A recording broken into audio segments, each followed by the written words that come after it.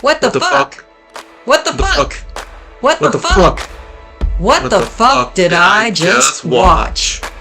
You are listening to What the Fuck Did I Just Watch? You can find us on Facebook and YouTube at WTF Did I Just Watch? Thanks for joining us, and here's our latest episode. Welcome back to What the Fuck Did I Just Watch? So we have our wonderful friends, the Wamsleys, and good old Jenny, my wonderful co-host. And so we saw this wonderful Facebook post that Jenny put, and the Wamsleys grabbed on it and said, yes, we want to join you for the family film Batteries Not Included, 1987. So yeah, let's just who wants to give the quick synopsis of this movie before the craziness begins? I can do that. I don't I have can it like in the front of quick. me. Or you want to do it, John? Let me pull it up on IMDb because I was not prepared for that. Oh, I Excuse me. see. Okay. Look, Well, while he's doing that, it's worth mentioning that this originally was supposed to be a short story in Spielberg's series Amazing Stories. And he liked the premise so much, he decided he wanted to feature like movie instead. that totally makes sense then. So that's It why we have does. this movie that looks like it should be something from Amazing Stories, because it kind of is. Yeah. Oh, All right, I found it. All right. Found the line. All right. Aliens help a feisty old New York couple in their battle against the ruthless land developer who's out to evict them. dun dun dun. That's pretty much it. That was it. That So I is didn't the best and to the point synopsis ever. For real, it really was. I didn't realize that this was Spielberg.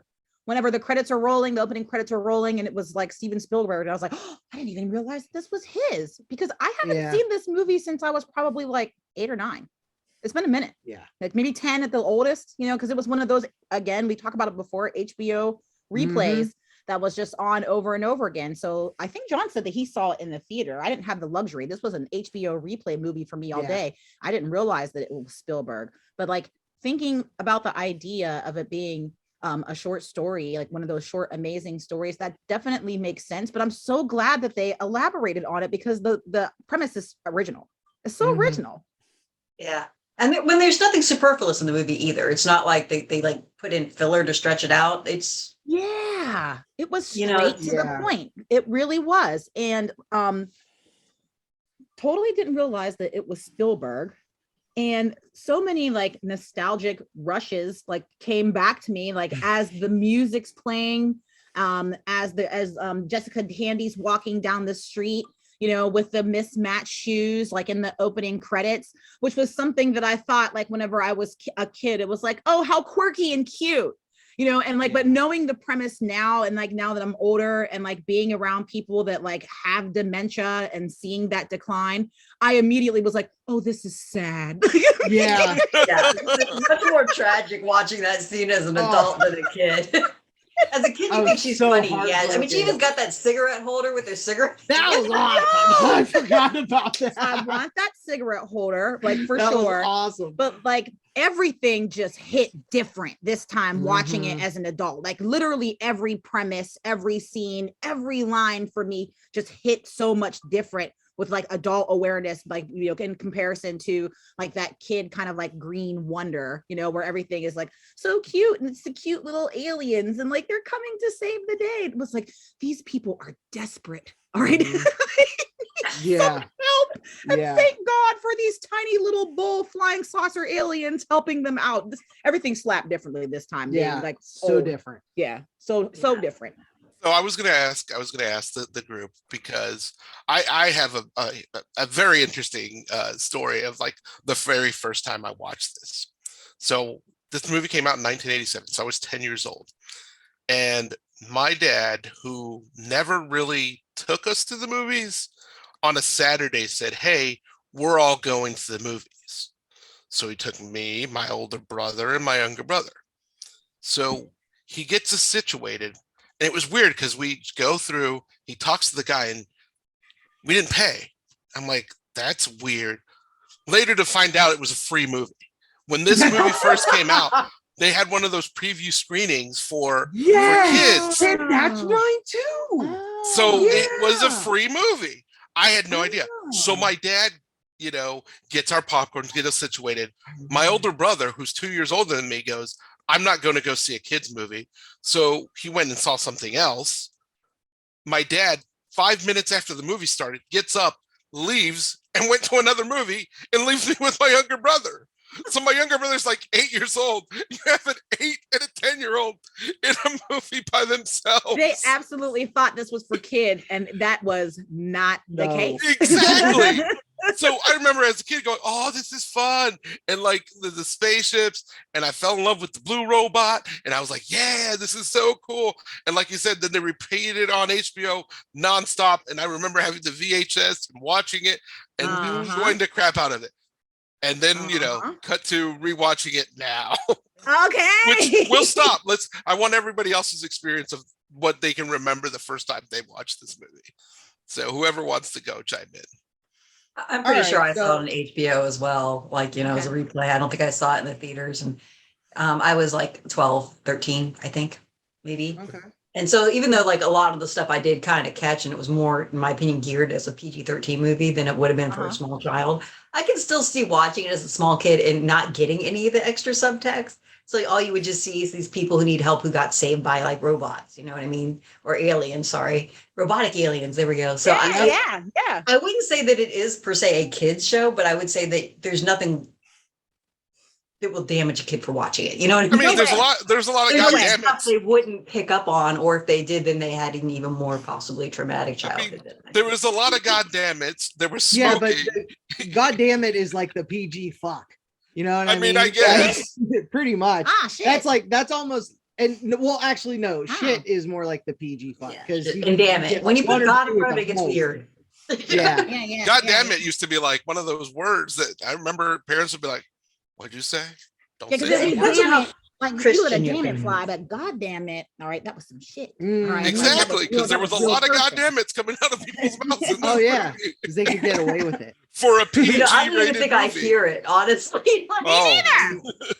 Me neither. I Just a normal conversation. I didn't even pick up on that. Like I grew up in a salty language house with my mom. All right, my dad didn't swear at all, and then my mom was like 40% cuss words. So like I grew up like in a salty kind of like language house, so I didn't notice it. Plus, my mom was dragging me out to see R-rated shit. Like she didn't care. She would just take me, and I think I probably mentioned this before in this podcast, but she would just take me to whatever she wanted to see. So I was like watching The Color Purple at 4 years old. All right, and like, but she didn't leave you alone in the theater either. No. And she would just like be explaining like adult premises, or if it got a little bit too adult, she would literally like try and cover my eyes, and we'd be like move your eye. All right, and then but like she would just take me. So like I didn't even notice the language at all. Like.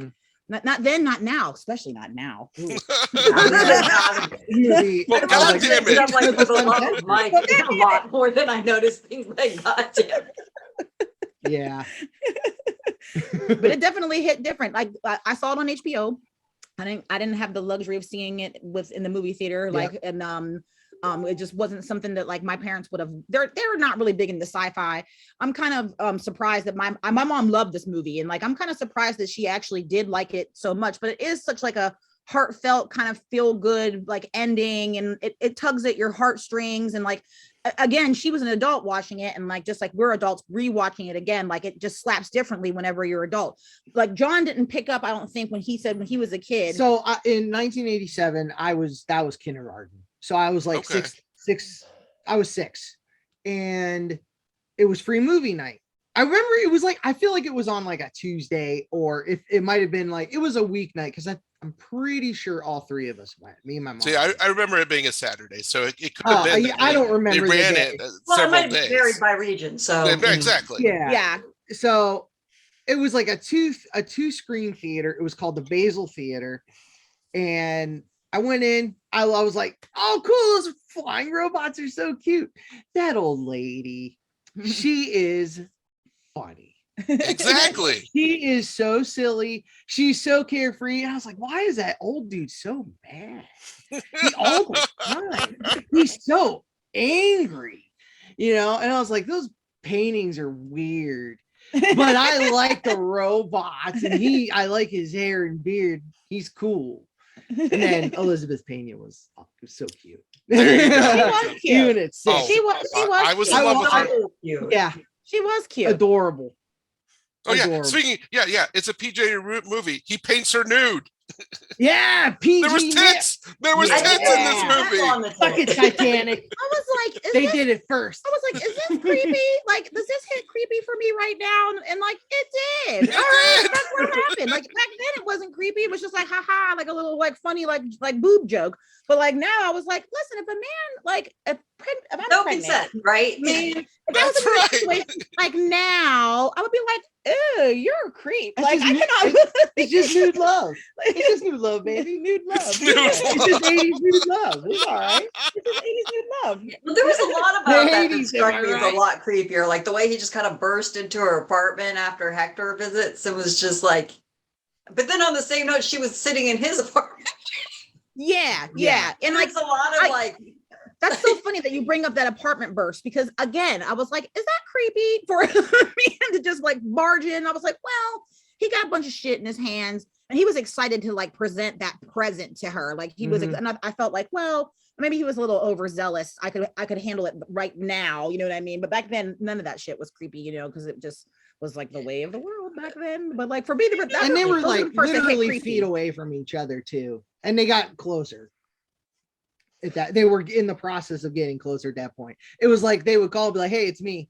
You know what I'm saying? They were kind of like at that stage. They knew I each mean, other they weren't cell enough phones, to, but like, still, the second time when he'd been drinking, when he just kind of burst into her apartment. oh yeah, he that went was nuts way on creepy that to me. I'm like, Yeah, that was a little. He was drinking wine like shots, and I giggled so hard. Oh, he was? It was wine? Yeah, he was pouring a little bit of wine, shooting it down. And I was like, that's wine. Like, what is he doing? Dude, I like that dude. He was funny. I really like that dude too. I thought that his acting skills made him so like likable. You know what I mean? And I want those feathered hairstyles to come back for That men. Kenny Loggins. I want Every the time feathered he came hair. on the screen, I kept saying to my wife, "That's Kenny Loggins from the '80s." And she goes, "What are you talking about?" And then I just pulled up Kenny Loggins, and I'm like, you know, the soundtrack to this and the soundtrack to this. well, You got here's pretty the- much every Mouth 80s before soundtrack Smash with a Mouth. song.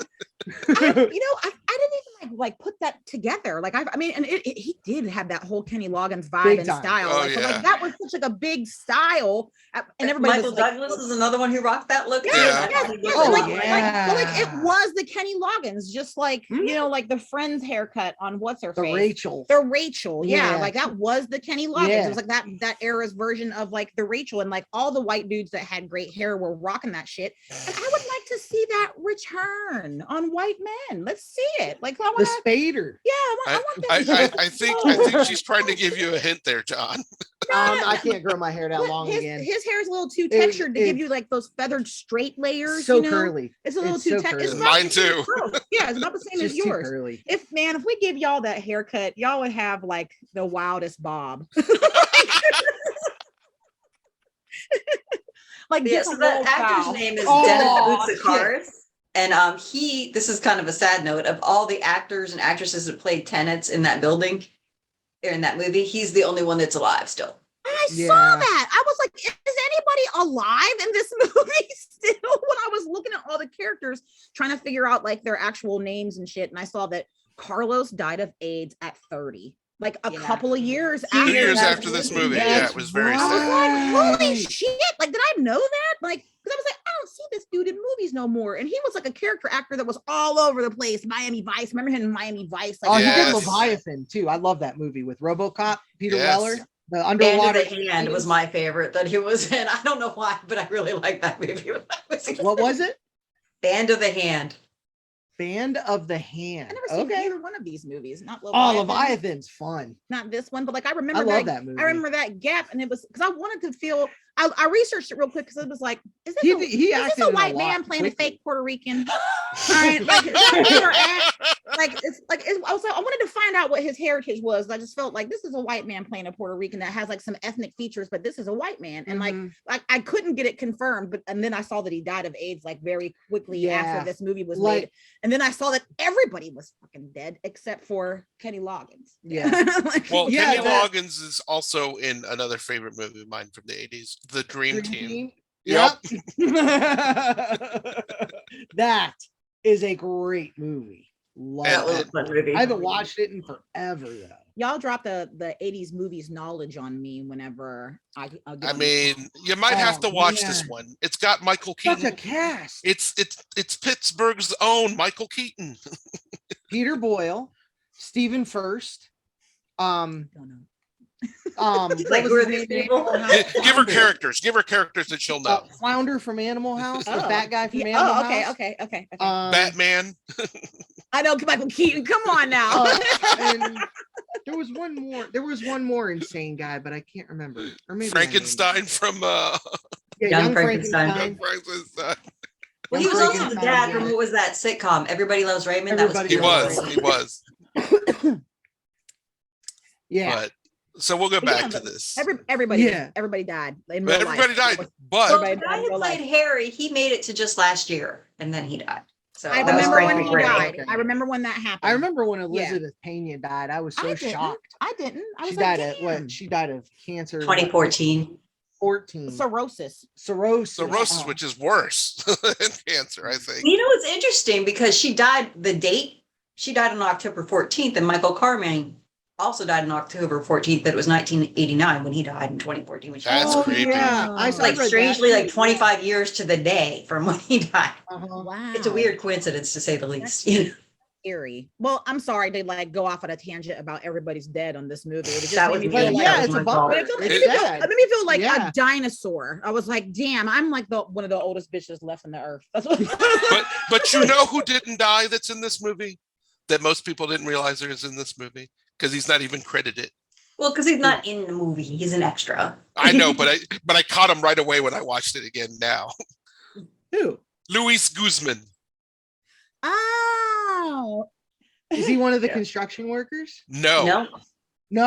He doesn't have a character. He is an onlooker at the end when they rebuild the building. Yeah. You know how they pan through the street? It goes really quick. JPZ, I saw him and I was like, that dude looks like young Luis Guzman. And then I was very racist about it. And I was like, could be anyway. could be any random Latino. I sent Jenny the picture as soon as I saw it. I was like, click. Which is funny because like I had noticed him too, but I had noticed him because I like read the trivia on IMDb and it mentions it that the scene at the end of the movie where Harry's standing at the top of the building, you can see young Luis Guzman in the crowd. So I was looking for it. And so it's funny to me because I think he has very distinct features. So he's he does.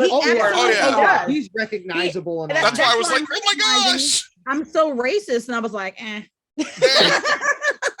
It makes you feel like that. I'm like that with white guys. To me, they all look alike. Yeah, I know that white actor. Like, which one? They all look the same. George Clooney, Michael Keaton, they all look alike. I'm an equal opportunity racist though, because like whatever you are, I'm just like,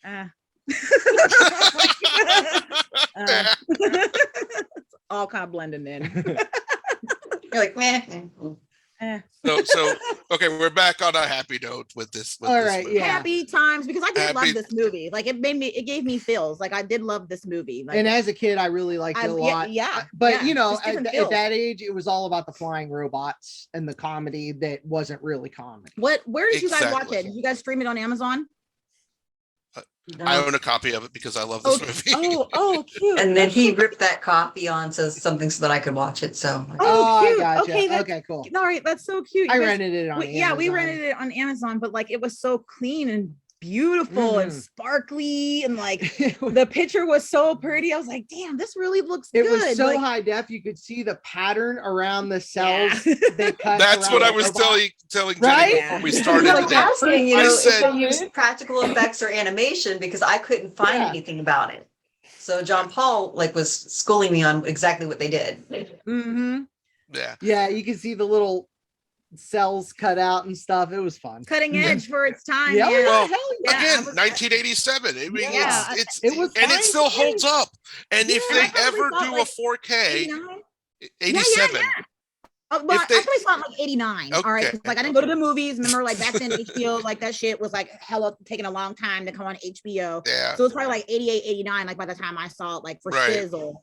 But like still cutting edge. All right. Like Mhm. I was like, this is so cute. These little robots are flying around. Shit looks Industrial real. Light and Sound that did the effects, you know, the Yeah. George Lucas's company. So Uh-huh. that explains because they always were cutting edge, except for the refresh they did on the first 3 where they just did some crazy stupid shit that looked awful, but that's a whole different story.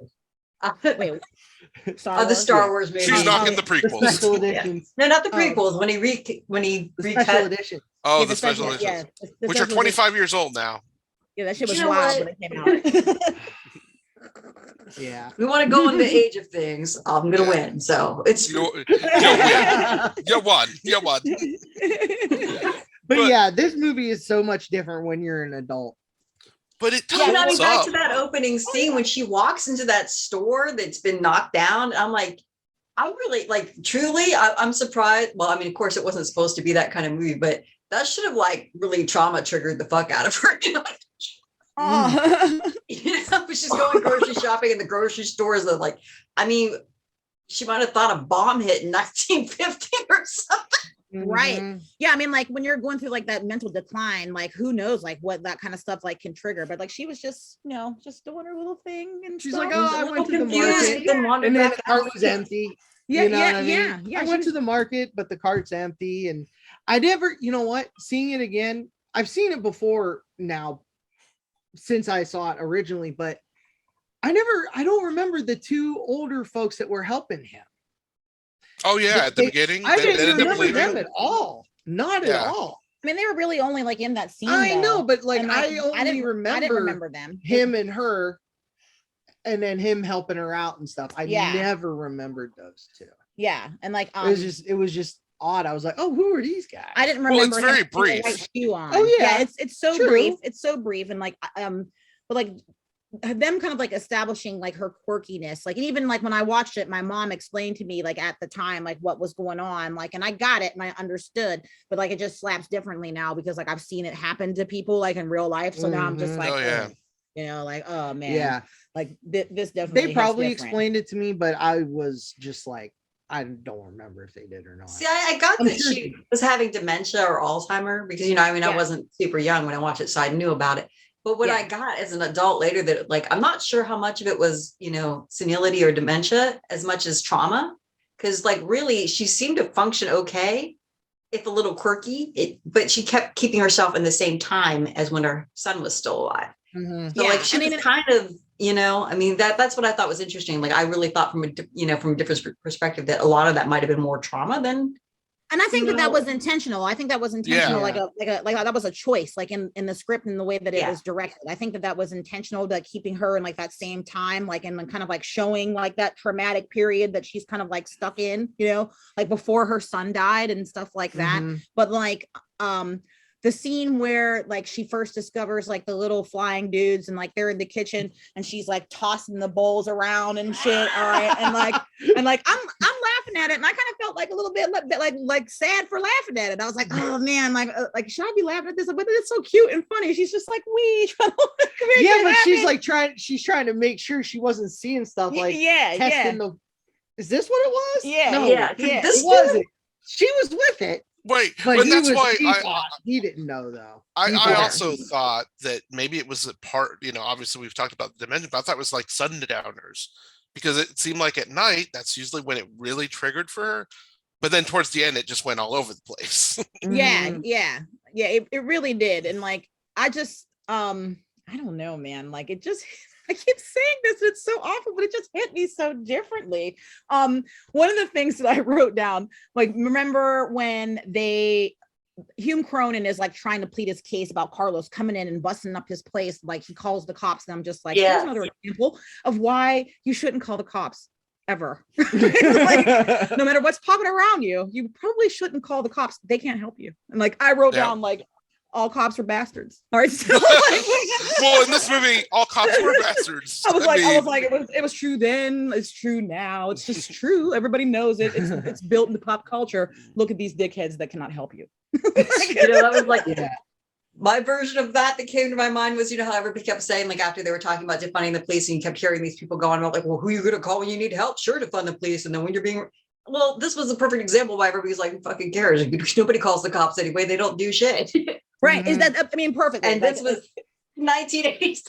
Because it's always been true and nothing. Yeah. It's always been true. And I was like, here we are with yet another example in media of why this is true. And it's always been true. And everybody knows it. All right. Like it's literally written in there. I wrote down all cops are bastards. I was like, don't report crime to the cops. They literally cannot help you.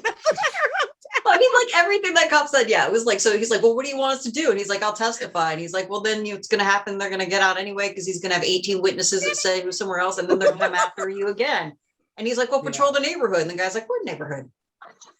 Yeah, that was gut-wrenching. More whack shit like that you discover in this movie as an adult. All right. Like whenever you were a kid, it was like, oh, well, he tried. And like, exactly. He tried that to whimsy, do it. that naivete, whimsy, like, oh, well, he tried. He reported it to the authorities. Nobody can help. I'm gone. Now I'm like, fuck these cops. Don't call. What a change. The back to the scene where she's throwing the bowls around and stuff, like what didn't, like, I don't know, what struck me harder as an adult was the effect it had on her husband.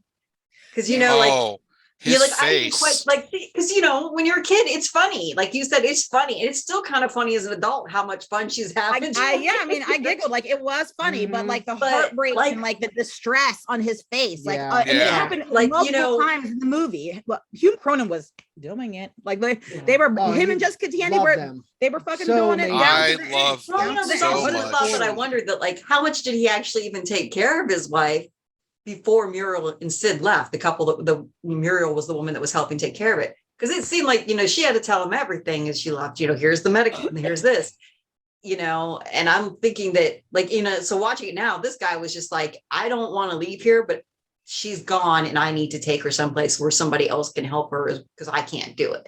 Right. And I was like, ooh, like, this is a really, really horrible scene when you look at it. I mean, hey, man. Like you just don't pick up on like the gravity of it. Like whenever you're a kid, like now we're all in our 40s and like we've seen some shit and we were all like, yeah, that happened. Like Jessica Tandy's cognitive decline is so much sadder now that I'm old. Like, so much. That's what I fucking wrote. Like, but I kind of like it's sadder, but I'm also like, if you were in it, she was always happy until they tried to. Yeah. I mean, hey, she was kind of like having a good time, like the majority of the time. Yeah, like how can you get so lucky to start like losing your fucking marbles? So part of me is terrified of becoming that way. Part of me is like, you know what though? Hey girl, I mean, if you're concerned, there's always cigarettes. All right, that's my out. It's no suicide by smoking. No, yeah, I mean, I'm just gonna cut off those bad years at the end, like those pee your pants years and throwing bowls up in the air years with cigarettes. All right, until like that's why my plan. It's my retirement plan. Thanks. You just scared the crap out of your husband. You won't have to take care of me like that, babe, because I'm gonna make sure the cigarettes, kind of guarantee that I'm just not gonna be around it then. Unfortunately, I made a promise to my grandfather to quit, so I quit in 2005, and I haven't smoked since. You lucky duck. You lucky duck. I'll get there one day, and if I don't, then it's Jessica Tandy fine. I'll just throw myself down the stairs, like. Oh man. Outside of the villains, there was like absolutely no character I didn't love. They were all cute. The chemistry was so cute. So cool. Yeah. And the acting was phenomenal. Exactly. Yeah, they were all so good. Like I was trying to like find some sort of like 80s cheese in there, and like it was there, but the performances were on point. Kenny Loggins was so genuine. Great. Yeah, he was great. Like, I don't remember his name. I apologize, dude. We'll just call him Kelly Loggins. It's fine. Okay. His character's name was Mason. Mason. Okay, Mason. There you go. Yes, his name was Mason. He looked like a Mason. That was a good name by the writer or the casting guy. I was like, hey, what's up, Mason? Oh, that's not your real name? It's fine. Yeah, he did look like a Mason. I wrote down Mason's hair, beard, mustache game, fire. Yeah. Like, Tom Selleck can suck a dick compared to this guy. Like his shit was His on. beard was so on point, and like it was the perfect length, and it was like lined up like just raggedy enough for it to look like natural, but it's still like kept. And you know how I feel about those layers. Yes, 80s cute, definitely 80s cute. Little tiny 80s Kenny Loggins cute. Yeah, I'm here for it. And the thing is, I think when we're talking about cheese, the only cheese that you could really say was some of the wonderfully matching clothes by I'm going to come knock over you with a baseball bat.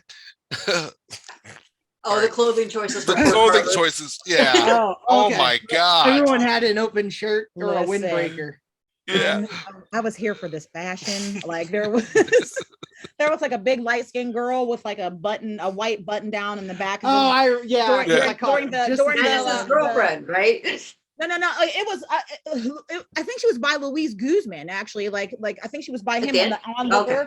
All right, like white patterned button down, and it had like weird like 80s like squiggles and shit on there. And I was like, look at that shirt. I wish I owned it. Like, I want that in my arsenal. Like, I like a good pattern, but I was here for the fashion. I was here for the Adidas outfits that fucking Carlos was wearing with like the little fucking chain and shit before the Cuban links came out. I was here for the fucking wife beaters. Like I was here for some of the fashion. I really. But were you here when Carlos wore the shorts that matched this shirt that were like, what was it? It was like palm trees almost. Oh yeah, the weird patterns that he wore. I am here at the end. That was nice. That was something else. Like his red suit. The red suit. The suit was terrible, but the matching, the coordinates. All right, when he was like eating in the restaurant, and she was like, "Come over, I'll make you a ham." All right, he had that's what he had on the green matching coordinates. Yeah. Coordinates. Right? Here for it. Speaking of her thinking that he's her son, I never got that when I was young about why. But I felt it was like because I don't remember seeing pictures of their son until at the beginning. One of the very last pictures you see him in a wife beater, slicked back hair, and the mustache. Yeah. You're right. I was like, they never showed this kid. Wait. I only remembered him as a little kid in the one family picture. I never thought that it mattered that like he was supposed to like look like their son. Well, 6-year-old me was like I knew he probably looks nothing like them. I knew it was like Alzheimer's. You know what I'm saying? Like salinity. I didn't know that. I was just like, this silly lady. She doesn't recognize he's not her son. Yeah, you were young. Yeah, I was 6. Yeah, okay. You were young. So Charlene, I looked it up because I was curious, but Marco Carmine was Puerto Rican descent. He was. So, yeah. There you go. Good for him. There you go.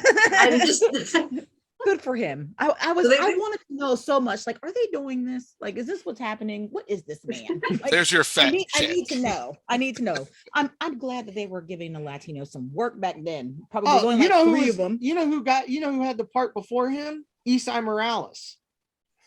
Yes. La Bamba's brother. Oh. Yeah. But he decided to do La Bamba instead. With Elizabeth Pena. I mean, come on. Oh. She's tough. She was tough. She did both. Never mind. Never mind. I'm not gonna. I was gonna be really raggedy. I was like, she just drank her way through it, like she was just, she was like, I'm gonna make this money. I'm gonna stay up all night and get both these movies done. All right, give me that whiskey. I'm gonna get this money.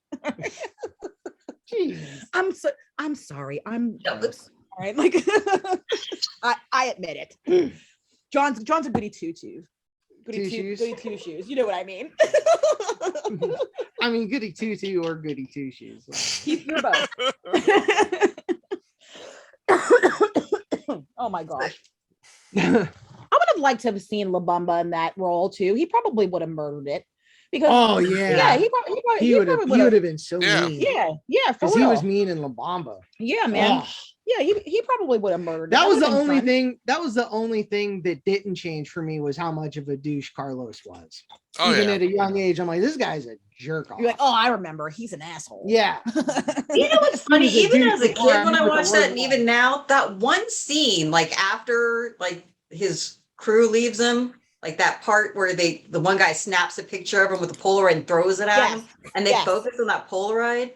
That picture of him looks so tragic. Like even as a kid, I thought it looked so tragic. So I hated the guy, you know, until the end, of course, when he saves Jessica Tandy. But that picture always made me want to weep, and it still does. Like that, it's just, I can't explain it, but his face looks so sad. And I don't know, it seems compounded now since he, you know, died at 30 from AIDS-related complications. Right. Just makes it even more tragic. But there is a heaviness about that Polaroid picture that I didn't catch. He has when way I was a more kid. of an arc than I remember having. Yeah. Way more. Yeah, for sure. He was trying to just get his money and go out on his own, and then he just realized, like when he broke into not broke in, but snuck into Lacey's office in the red suit, and he was like, what was this guy doing? Skinny ties, like, all right, skinny ties. Not feeling that though. Like he thought he was doing a good job, and he had an in, and he had nothing.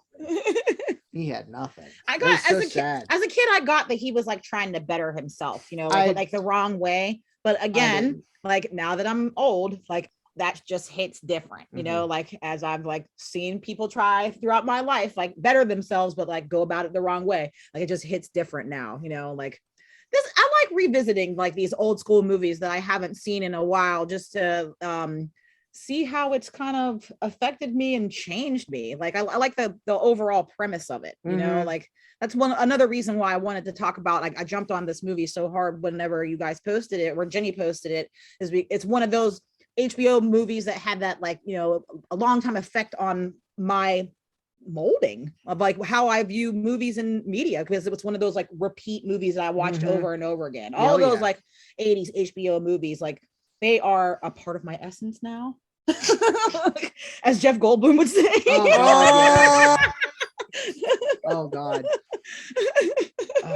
Spotlight on you. Movies that made us. HBO, man. Another Pittsburgh dude, Jeff Goldblum. Oh yeah, another Pittsburgh dude. Yeah, HBO. Like it, but it shaped me. It shaped me. Like those cable kids that got HBO, and like my Aunt Judy our parents weren't giving a fuck about screen time. Like they plopped us in front of that shit, and we watched. Sit down and shut up. Yeah, like we watched that shit on repeat. You know, like so, like the HBO. So they could have some peace. Yeah, man. Like so we could have some peace. It's a part of us. They could have some peace, so we could all have peace. Yeah, it's a part of us. It's a part of us. Yeah, like straight up, it's a part of us. Down to me being scared of the opening theme song on the movies as they're flying over the town, HBO logo on the miniature from like space. town from space, and it goes into like those big horns and stuff. My mom said I was like 18 months old. I'd hear that music and get fucking triggered. And go and run behind the couch and cry. I remember getting weirded out by it. It was just so loud. It was really loud. It was loud. HBO flying in like a friggin' monolith.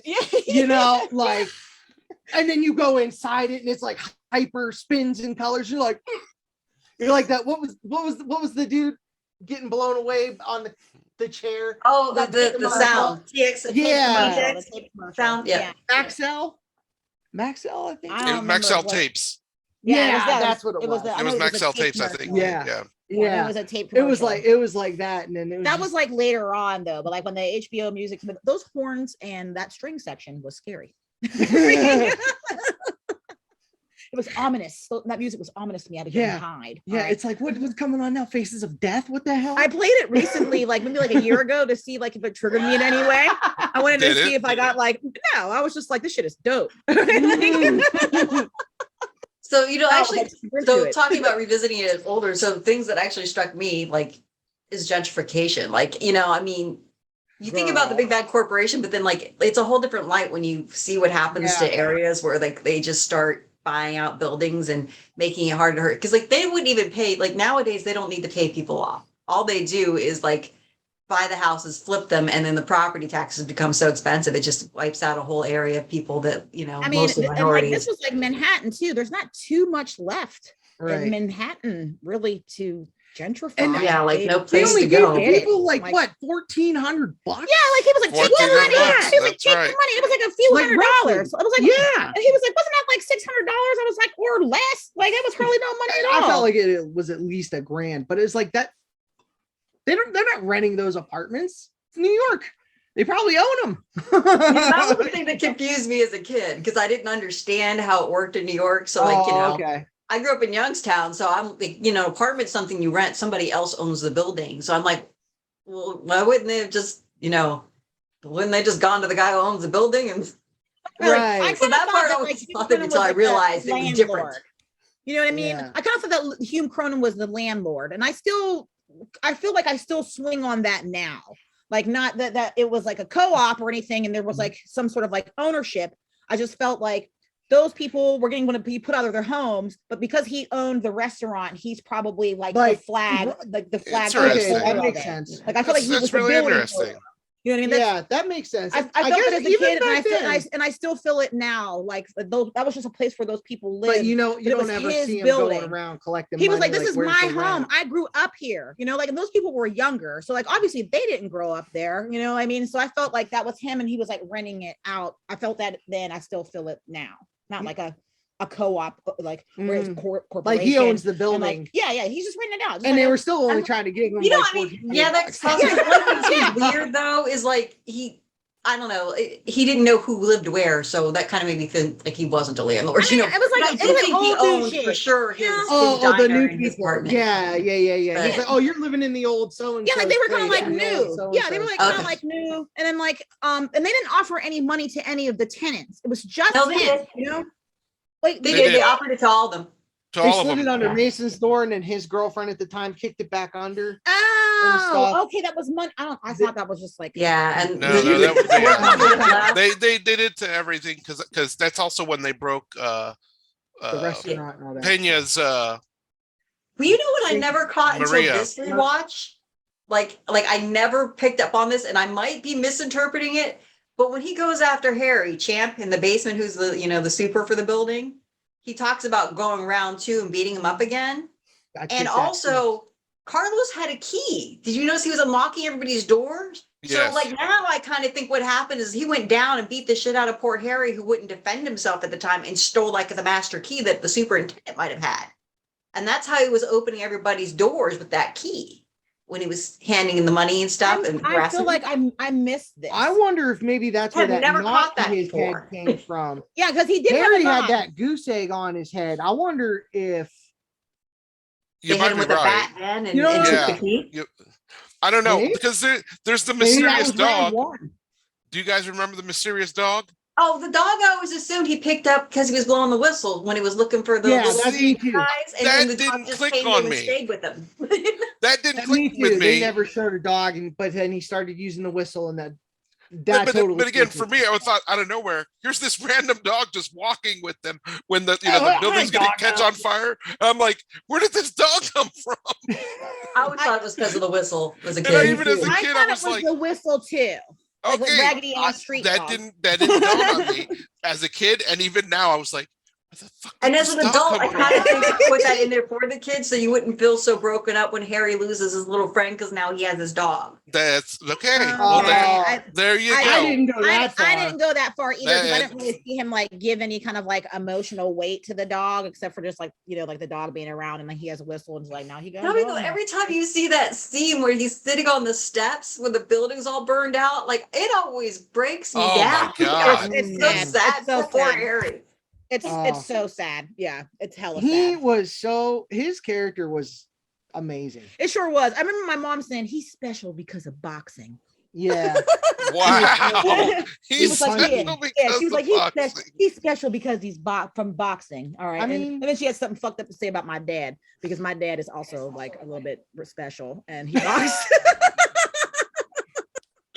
Oh boy.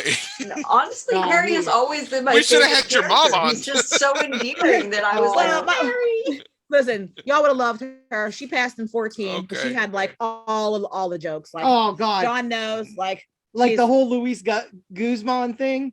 She loved movies. Like she would know way more about me. Yeah. Like her and John, like they would talk about movies. She would watch like obscure artsy shit, like horror, 80s shit. Like she would be completely. And she loved the Three Stooges. Yeah, she loved, Nice. but she loved movies, and she could remember names and stuff of actors and things. Like definitely like a part of this crowd, and she was cool. But like she did pass in 2014. But like she took me to all the movies. But like he's special because of boxing. All right. And then something fucked up about my dad. It's Jasmine. So like she was watching a movie. I don't remember. Louise Guzman in it, and I'm like, she's like, that Mexican actor with the teeth, and I'm like, Louise Guzman, and she was like, Louis Guzman, and I was like, he's Latino, it's Guzman, and she went, it's Guzman. I love it so much. Her voice was really high. Oh, it's so high. Yeah, her it's voice, so like, high. Her voice was really high and airy. Like I can't even get there. It's Guzman. Very nice. Oh my god, so funny. Just so funny. But this was her jam too. She watched this movie on repeat, like with me. Like it's a great movie. I mean, my dad wasn't really like, and even though my dad liked sci-fi, because like when you were HBO family, like we're all watching this shit on repeat, you know what I mean? Like not just me, I'm playing it in front of it, but like the adults are too, like whenever and stuff. It's novel and like, and my dad liked sci-fi, but this wasn't really his jam. Like the heartfelt moments, I think my mom really connected to, like in this movie, because sci-fi wasn't her jam. All right, she wasn't into like robots and science and shit. And as soon as it like got to that point, she was like, I'm out. All right, like I'm like Star Wars was not her jam, or like things that were like Tron, not her jam. All right, like like things like that, techie shit, not her jam. All right, but like heartfelt kind of like human stories and like or romance and things like that, horror, that was her shit. This was another one that she would watch on repeat, and it's because of like the interpersonal relationship between Jessica Tandy and Hume Cronin. Like she could feel that, like because she's seen Salinity and stuff, she knows. And then like the little like romantic kind of like budding love story, all right, with Kenny Loggins #2 and Elizabeth Pena, like that's cute too. And then like the tragic, like he's special. like that kind they of had thing. all the bases covered. Like they did. Like everyone was there. Really cool characters they wrote. Place with sci-fi around it. I don't know. Like there's just well, kind of like that's this is such a unique movie. Even now, I'm like Hume Cronin and Jessica Tandy and flying robots. So many recycled ideas It's that we so see, strange. like with new movies, even things that are fresh to us. Like that, like we saw The Harder They Fall, and like that was really fresh to me. Like that whole kind of like premise of it, but like still, like it's a Western. You know what I mean? Like this whole idea of this movie, like is very, very unique, and I haven't seen anything kind of like even kind of skirting up to it. Like no one's kind of gotten this particular vein that they can make something like this or like a copycat kind of thing. There's nothing even close to. Like it's still just like very unique. Yeah, it's still its own thing. Did you guys pick up, like aside from like the babies, like did you guys pick up like on the gender of the robots? Like I felt like I always thought the blue-eyed one was a girl and the other one was a boy. Me too. I what don't about the know why I kids? thought What that. about the kids? The little baby kids. Oh, the little kids. I never really thought about the little That's kids. probably a girl. Yeah. With the hair. She has hair thought like Jane from Daria. Yeah. I felt like I could see And like he's the chubby nerd. I could see like a gender presentation like with the kids this time that I he's couldn't the kind of underdog. see like whenever I was younger, you know what I mean? Like I thought that was kind of neat, like just in like the design of the robots. I felt like there was a little bit of like gender presentation and stuff that I didn't pick up on like whenever I was a kid. And the one memory that I have of this movie that like it is the restaurant scene where the jukebox goes on and it's like a snazzy little kind of like Latin kind of beat, and they all start cooking, all right, and kind of like really clicking like as they're like feeding all the customers with their service, and then like the little babies like on the little burger grill, and like that fucking floppy ass cheese going on that damn little baby, like, it made me laugh again. I was just like, yeah, I like when I like the burger made wrong. That was funny. The burger meat on the outside. I forgot that was about the so burger funny. made wrong. Like, You know what I remember noticed? I did notice last time. So the whole burger being wrong thing. Did you know? I don't know if maybe go back and look at the scene, but there's actually a burger on the bottom, a bun in the middle, and a burger on top. So He and burger I patty saw the burger buns. on top, but I never saw the other one. Like I never understood that he had used the It's so burgers as the funny. bun and the bun as the meat until this time. I just thought he just He's threw like, the burger "Come on the top because he didn't realize to put it in like the this. grease. Yeah. And he gives him the picture. Yeah, like this. Yeah, this. yeah. Like this. I love it. And I like the little one, like, periscoping out of the soup. And like, Oh, I never love thought that about- scene. But the look on Jessica Tandy's face when she like surreptitiously looks around to see if anybody notices her pulling something out of the soup. I didn't think about it when I was young, but now I'm thinking she was thinking health code. There's something in the soup. These people Yeah, shouldn't be right. seeing. Make sure the customers didn't see it. That was like the most with it she was like during the movie, like everybody was kind of like firing on all cylinders, like once those little robots came in and started fucking cooking and feeding But people. Bobby and was still Except for Bobby was still Carlos alive, was though. still Yeah. She saw him, it all fell apart. You know what I'm like? Yeah. She became less with it. And it's just it was so heartbreaking, but man, I know they have to have had at least 100 movies to their credits. I don't know. Jessica Together? Tandy and Hume Cronin. Together? Yeah. Together, acting together. Not together, but I mean, Not they have I mean, Combined. together, but Yeah, combined, but combined. how many together though? Like husband and wife, or at least a half a dozen, maybe girlfriend, a whatever. dozen. I don't know. it feels like because they just acted till so late in their lives, it just feels like they did it Cocoon. I forever. mean, Right. They were doing it forever. That you can't. And they were so Their adorable. chemistry, They're so you adorable. can't script Yeah. that no matter how much Yeah. you try. That's the most natural chemistry you're ever gonna see. This is how adorable they are to me. Like, I found out that Hume Cronin remarried after Jessica Tandy died, and I felt fucking betrayed. I'm like, He did not. oh boy. Yo, well, I mean, he like, did. Like, listen. 2 years I after she feel died in 94, he remarried in 96, and then I think he Yo, died you got- in I mean, like 2001. he was so used to like having like a co-partner. Yeah, He needed somebody. he was probably just like super codependent and like could like not go on. They were together forever. Yeah, like they, like for shizzle. Like we were talking about my mom, she passed, and like her and my dad, they had kind of like a tumultuous relationship, whatever. But like they were together for 47 years, and like she used to say, he's gonna have another broad in here so fast. Just watch, it's gonna make your head spin. All my stuff's gone, another broad in here. And I'm like, but my mom's been gone since 14. My dad, he hasn't remarried. He said, what do I look like getting remarried and falling in love?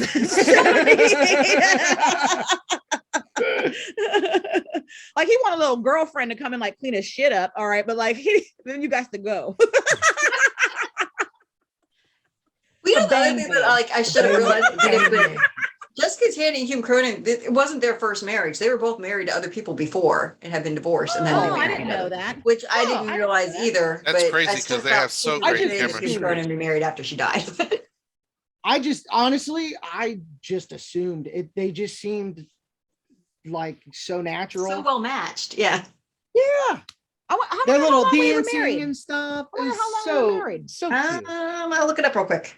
Talk about something else while I Google. Well, I was going to bring up a point that you guys have touched on. So yeah, watching this movie again, and I because I like posing this question. 52 years. Keep going. Yeah, They're married 52 years. 52 years. this movie, it blows my mind in the world we live in that there has not been a remake.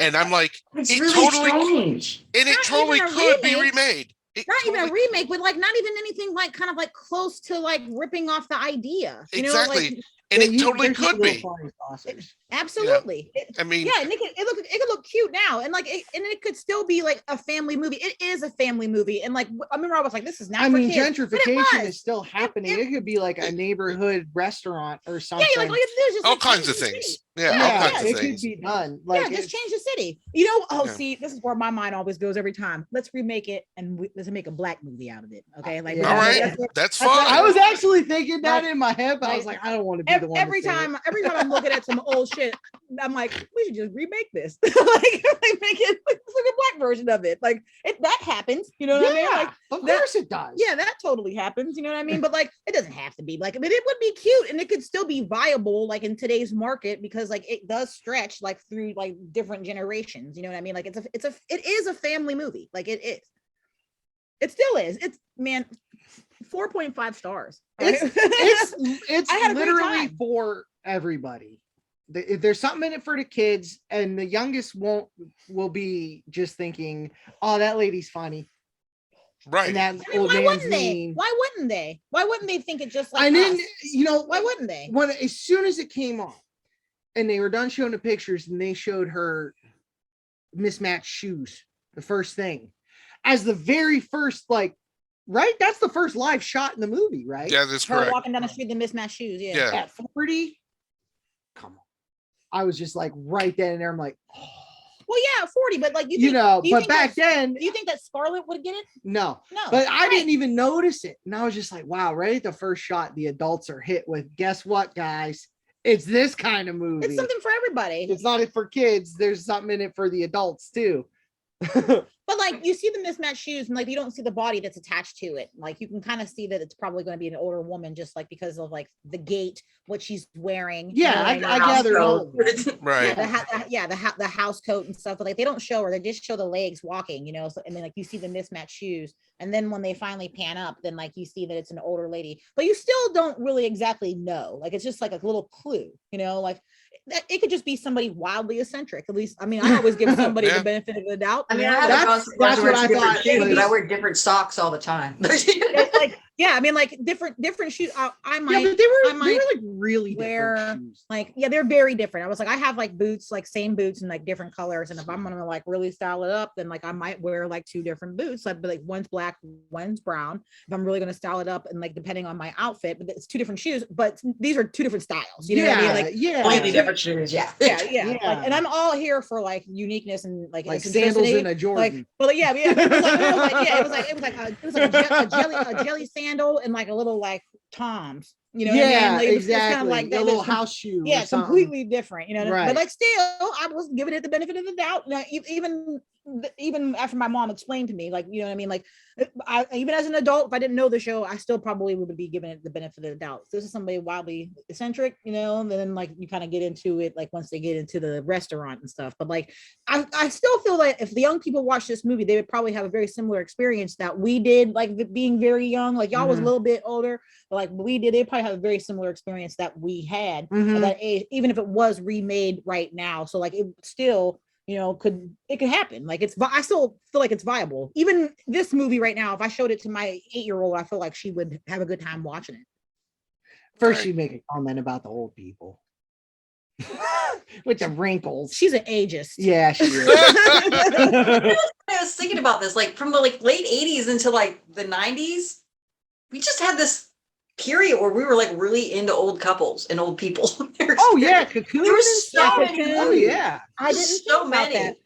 But yeah, it was the Reagan era. Because what I was thinking about instead of that, and like maybe I kind of like touched on it, just like not like realizing it, but like now I don't see too many of like that particular demographic in pop culture and like the big streaming shows, except for like Frankie and what's her face, Lily Tomlin, and the big ones are still there, but it's not like like Anthony Hopkins and stuff like that. Like, but like we're like the whole like the protagonist, the antagonist is old people.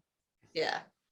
You don't have like, I mean, like aside from like aside from like wizard shit, you know what I mean? Like, like Lord of the Rings, wizard shit. It all shifted to like teen and preteen and 20s, like like there's a certain like aesthetic standard, and it does not it must include youth. You know what I mean? It must include youth. So, like that's what you're seeing now, even down to the goddamn soap operas that I have on my computer while I'm working, just to keep my computer on. I can walk away. I stream CBS. I'm looking at fucking Young and the Restless. These are the same motherfuckers I've been watching, all right, since I was 8 years old. All right, Victor Newman, Jack Abbott, they're old as fuck. Their shit is dyed. Their shit is pulled. They are trying to still get the youth. Stop. It's a wrap for y'all. Okay? It's a wrap. Victor Newman's still cool as hell. I mean, they're both still cool, but it's a wrap. It's a wrap. They're both, Jack Abbott and Victor Newman are still cool. Yeah, they're both still cool. Yeah, but it's a wrap. All right, stop pulling it. Stop pulling it. Stop dyeing it. Stop. All right, embrace it. It's happening to all of us. Embrace That's it. Right. Embrace it. That's right. Nice all right. And gray. That's right. Wizard glitter. Wizard glitter, indeed. So on that note, let's give final thoughts on this movie. So we're already done. Right. 4.5 stars from me, man. And it seemed like it was well loved on Amazon. Like the rating on Amazon as we were like logging in was like 4.8 stars or something like that. Oh yeah. But like you can really tell why it had that high of a rating. Like it's just so kind of universal. The way that its appeal is like completely universal. Somebody with the amount of remakes that we have, if I'm gonna see like, you know, remakes, and I'm always somebody that's complaining about remakes and I want fresh ideas. Like I want it fresh. So I will never see another Batman. Okay, this is the last Batman. All right, this is my final live action Batman that I'm watching. All right, Good luck with that.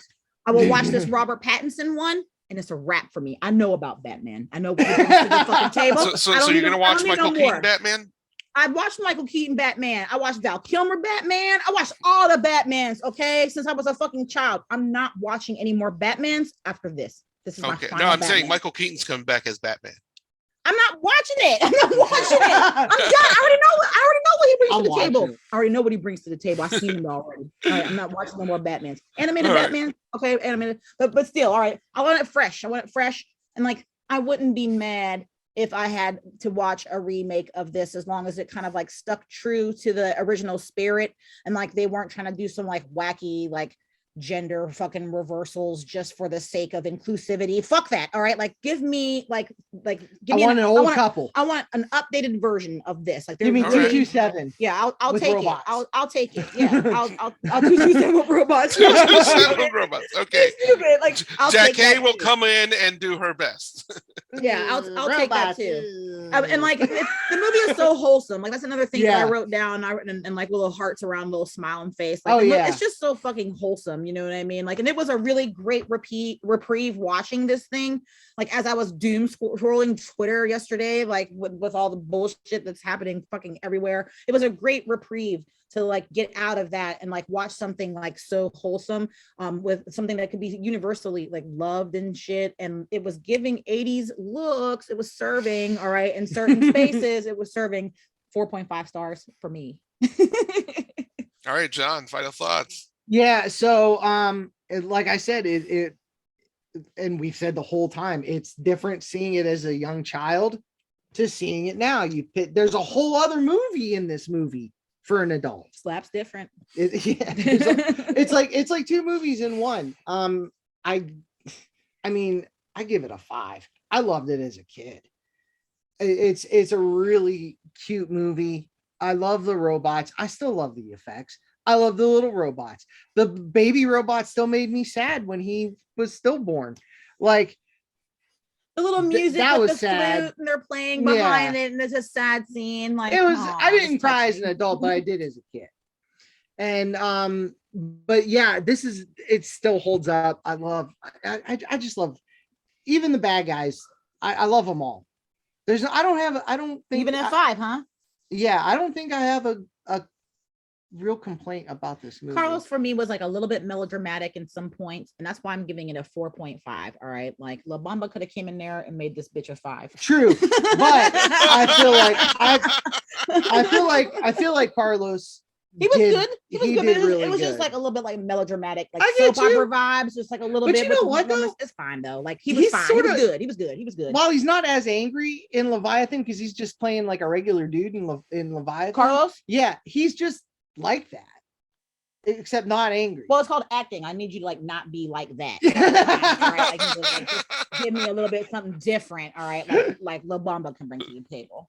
Oh, come on! All right, he was fine. Right. He was fine. It's just a little melodramatic. That's all. It's fine. 4.5 stars. Watch the shit. I'm sorry. Yeah. All right, go for it, Jenny. I have to make this one bit of trivia. No, I'm kind of surprised you didn't bring it up, John Paul, but because of this movie, there was a horror movie coming out with the same title or was being worked on with the same title, which Battery's not included.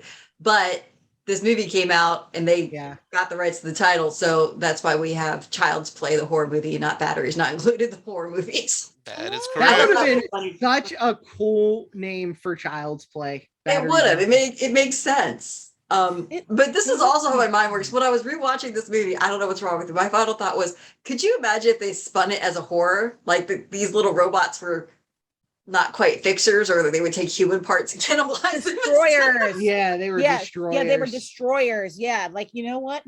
Little Space Invaders. I might be able to. I might be into watching that too. My brain went there, but I had to make it. 4.5 to 5 stars, depending on the mood I am and when I'm watching it. Because sometimes I agree there's a little too much emo-ness, and there's a little creepy consent issues with the whole Mason Miranda or Marissa thing. So yeah, I mean, 80s people didn't think about that shit, but to me it creeps me out a little bit now. And I'm get you. Did he have to paint her topless? I don't know. Yes, he did. As a young child, I do think he did. Even as a 40-year-old, yes, he did. Yes, he did. And I think every time you watch it, you take something a little, find another little thing to take away from it. There's always something you're picking up on, maybe, or maybe it's just me because I get, just have to rewatch things to catch everything. I don't know. I'm slow. I'm a little special too, just not from boxing. Or it could be my age, me and Jessica Dandy running around. Stop it. Come on. But I loved it. I love it still. I enjoyed watching it again. I'm never mad when it's on. Like I'm not, it's like, oh, that movie again never comes through my mind. And I just think that, yeah, there's something for everyone. If you watch this and you can't take some enjoyment from it, then I'm gonna say there's something a little wrong with you. Yeah, you're a little bit broken if you don't like this. Like, or at least get some sort of like entertainment or feels or something from it. Like just a little bit. Robots and old people. Yeah, it has something. It's everywhere. Yeah. It's got everything. Yeah, it has something. Oh, and I also still like every time Carlos takes a whack at the dad robot or the dad alien, I'm always like, oh! Oh, and then he gets and then it falls and breaks a little more. I'm like, it's such a bummer. I want to rewatch it. Like that's where I'm at with it. Like I think maybe I might have to. We have it for a month. Well, we on should Amazon. Buy it. We should buy it. Yeah, we could. Yeah, we should. You can watch it with Scarlett. Yeah, I really feel like she would dig it. After getting past the old people. Yeah. Her ageist ass.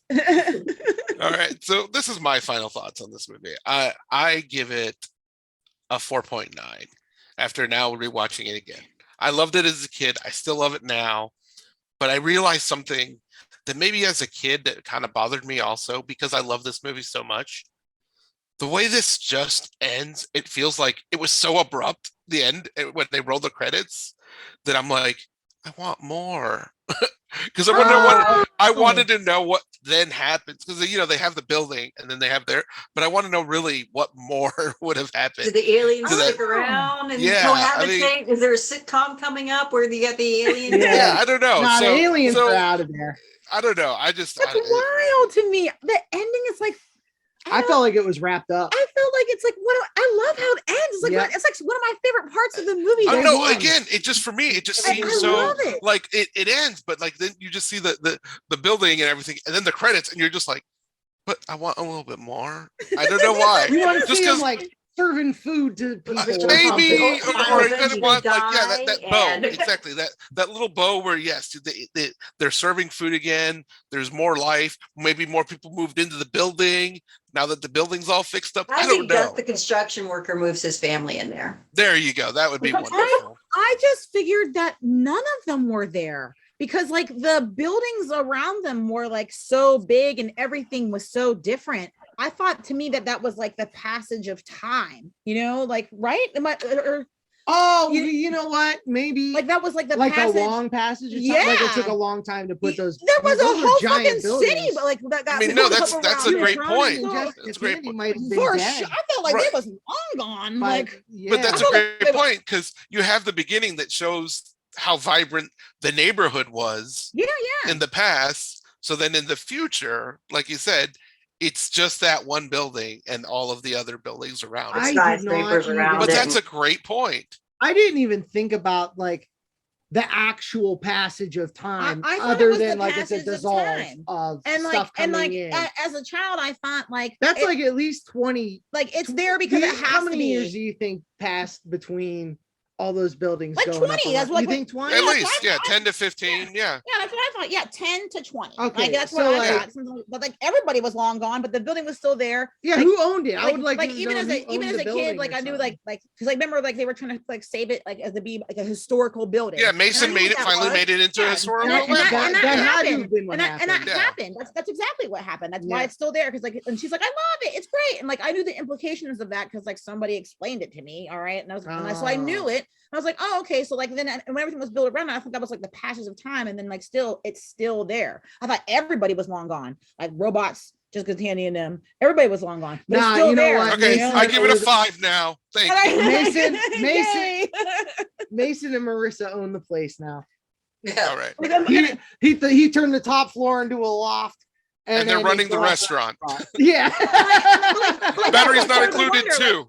Yes. But like that was part of the fun. Like, well, what is it now? Is it a museum? Because like it's a historical place, you know? Are they still running a restaurant in there? Is there still people living in that bitch? But like I thought it was like the passage of time, and like that was That's like awesome. A real considerable pass. Yeah, amount I of didn't- time. That's what I always I guess thought. I didn't think of as like how long it really takes to build a skyscraper city. in the 80s. Yeah. Yeah, like a This is whole random. Yeah. But now I think about the one thing that actually did bother me in the movie. Like this really bothered me even as a kid. Was the whole scene where Mason is throwing his paintings over and you see Marissa watching it and then she goes and picks them up. And then you see later on that she actually lives in the apartment across from him on the same floor. And as a child and adult, I'm still trying to figure out how she could live both below him and across from him at the same fucking time. Oh, well, I mean, that's like a continuity. So maybe That's the the continuity there. there is because there's a dimensional like fucked up area Huh. there that comes up. Oh shit. They Like, use the portal I mean- gun. Yeah, I mean flying robots. I Fire. It was happening I- before they I knew didn't- it. I Child, and notice- as an I adult, didn't my brain is like, how the fuck is Me that working? neither. I was just like, oh shit, something's Did happening. it like wrap around the fucking it's Spielberg. like a weird boomerang? I don't know. Spielberg. So And, on the nitpicky tip, I'm sorry, like I know we're trying to wrap it up. So I know, like it's my fault. whenever the fucking robots are flying around and like you can see their reflection in like the refrigerator Oh, yeah. and then like little, you know, like just little things that have a little bit of sheen on them, like in the kitchen and stuff. So like they're taking the time to make like the headlights happen and like a little blue flash of light. But, like the robots had like a pretty bright like red ring on it, and like I never saw that, and I was just like, attention to detail, guys. Like you're like, just I see what you're doing. He was like, well, like it was the 80s, and I was like, but they took the time to give me a white and a blue light. Like where is the red light? Like They give you white and blue. like where is it? I was like, where is it? Dude holding up 2 tiny flashlights on a fucking stick. Right. All right, like where Yeah. the fuck is the red one? I think you're so slick. 4.5 stars. I love this movie. Kicks ass. Yeah. Well, on that note, John Paul, did you have any more final thoughts? Because I know. oh no, that's good. That's good. I just It's a 5 now. it's fine now. Yeah, it really It's fine now, is. it's fine now. It kicks ass. This movie kicks ass. It really Watch is. it. So, John, you're still doing the last Roundup horror show? Mhm. Is there Yep. anything else you're doing, or? I am gonna be doing I just filmed my first episode of what it's called What's in the Box. It's an action figure review show. Since I have so many action figures, I'm actually gonna start doing stuff with them. So You're gonna have that'll Charlene be- there to mock you when you unbox it? Because that would be a whole funny show. What's that? So Charlene gonna be on it mocking you as you unbox it? No. I have Just standing over me. What the fuck do you spend money on now? He can do Look at whatever. that stupid He can thing. do whatever the fuck he wants with them shits. All right. Those are his toys. He can do whatever the fuck he wants. It's cool. Yeah. That's right. My toys. My toys. Is that gonna be on Zombie Takeover TV too, or are you doing that some separately? No, I'm just putting it on like just like a YouTube channel, and I'm gonna make a shorter version for TikTok. And that's about it. Awesome. Very Yeah. nice. I'm excited. I did the first episode's gonna be the Young Frankenstein 2-pack Mego figures. It's the Ooh, putting nice. on they're putting on the Ritz outfits. They're tuxes. Yeah, it's pretty sweet. Nice. They look That's fabulous. fabulous. Charlene, are you gonna start one of your own? No, I really feel like I'm just like a good side piece. You know what I mean? Like I don't want to be like the director. Like if I get to plug stuff, I'm gonna plug my bands. All right, come see me in Blue Planets. Come see Fistful of Ballers. Two very different bands, but two good bands. Yeah. Come and see us. Like our Facebook pages. That's it. All right, there you go. John Paul?